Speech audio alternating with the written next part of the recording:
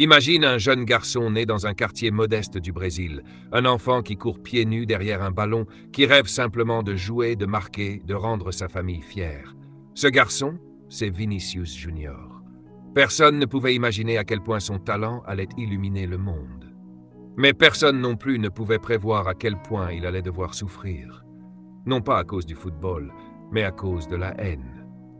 Très tôt, Vinicius comprend que le football est plus qu'un jeu. C'est une échappatoire, une chance de changer de vie. Il travaille, il se bat, il tombe, il se relève et rapidement, son talent explose aux yeux de tous. Les dribbles deviennent sa signature, la vitesse devient son arme, le sourire devient sa lumière. Puis un jour, il franchit une étape immense.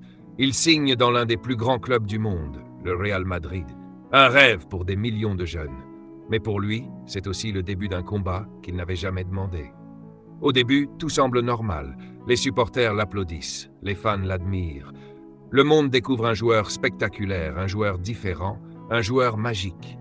Mais progressivement, quelque chose change. Les critiques deviennent plus dures. Les insultes apparaissent, et très vite. Elles prennent une tournure qui dépasse le football.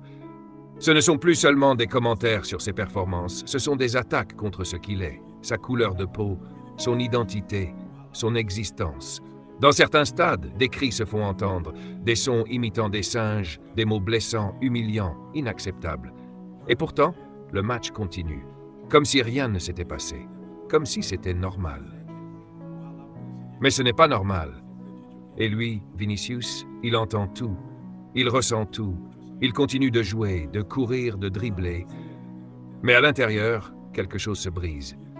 Parce qu'il ne se bat plus seulement contre des défenseurs, il se bat contre un système, contre une mentalité, contre une haine qui refuse de disparaître. Chaque match devient une épreuve, chaque déplacement devient une incertitude, chaque but devient une réponse. Parce que oui, malgré tout ça, il continue de briller, il marque, il fait gagner son équipe, il fait lever les foules, mais même dans ces moments de gloire, les attaques ne s'arrêtent pas. Et c'est là que la situation devient encore plus dure. Parce que parfois, au lieu de le protéger, certains le critiquent.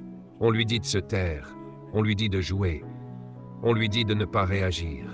Mais comment rester silencieux face à l'injustice? Comment sourire quand on est insulté pour ce qu'on est? Comment ignorer ce qui te détruit de l'intérieur? Vinicius décide alors de ne plus se taire. Il parle, il dénonce, il expose la réalité. Et à ce moment-là, le monde commence à ouvrir les yeux. Des joueurs le soutiennent, des légendes prennent la parole. Des millions de personnes réalisent enfin l'ampleur du problème. Mais malgré cela, les incidents continuent, encore et encore, comme une boucle infernale, et chaque fois, la même question revient. Pourquoi? Pourquoi en 2026, un joueur doit encore subir ça? Pourquoi le football, ce sport qui rassemble, devient parfois un lieu de division? Pourquoi la haine trouve encore sa place dans les tribunes? Mais au milieu de tout ça, il y a une chose que personne ne peut enlever à Vinicius. Sa force, sa détermination, sa dignité. Parce que malgré tout, il ne s'effondre pas, il se relève, encore et encore et encore. Et chaque fois qu'il touche le ballon, c'est plus qu'un geste technique, c'est un message au monde entier. Un message qui dit « Je suis là et je ne partirai pas ». Son histoire dépasse le football. Elle devient un symbole, le symbole d'une lutte, le symbole d'un combat, le symbole d'une génération qui refuse d'accepter l'inacceptable. Et plus les attaques continuent, plus sa voix devient forte, plus son impact grandit, plus son histoire inspire. Parce que derrière chaque insulte, il y a une réponse. Derrière chaque moment difficile, il y a une victoire. Et derrière chaque injustice, il y a une vérité qui finit toujours par sortir. Aujourd'hui, Vinicius n'est plus seulement un joueur. Il est devenu un symbole mondial contre le racisme. Et son combat est loin d'être terminé. Dis-moi continue et je t'envoie partie 2, encore plus intense. On va